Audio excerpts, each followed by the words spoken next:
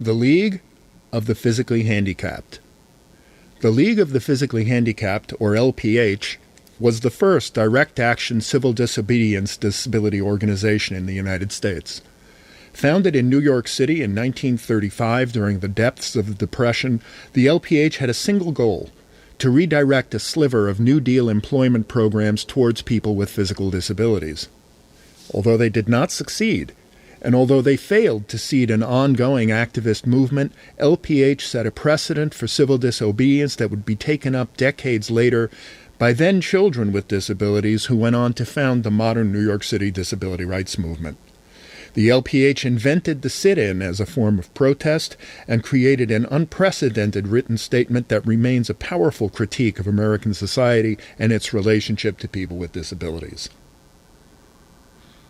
Aside from the radical journalists at the Daily Worker, LPH met with a largely hostile, at times mocking reaction. The local New Deal administrator, for example, simply refused to accept that people with disabilities were in a unique predicament. Quote, "If a group of redheads came in here as a league and demanded work," he asked, "could we justifiably give it to them?" LPH's first action took place in May and June 1935 with a sit-in at the administrator's office. After days of noisy on-the-street picketing and an ongoing sit-in upstairs, the LPH membership was arrested.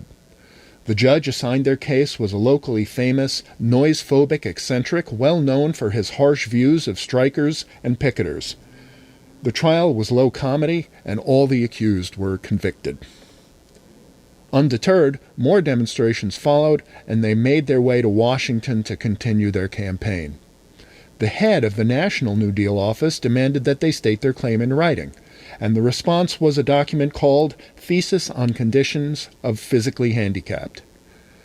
This was a first-of-its-kind statement that combined a political and economic critique with a manifesto of survival and independence, something like a Seneca Falls Declaration for people with disabilities.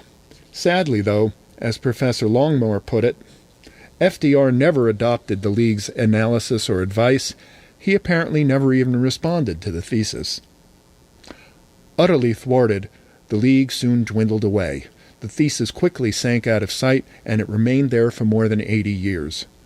Only in late 2016, at my urging, among others, was a copy of the thesis finally digitized and posted on the Internet. Even now, though, attached to an obscure archive at a little-known community college, the thesis remains essentially invisible and unavailable to the public. A sad but fitting conclusion to the tale of the League of the Physically Handicapped.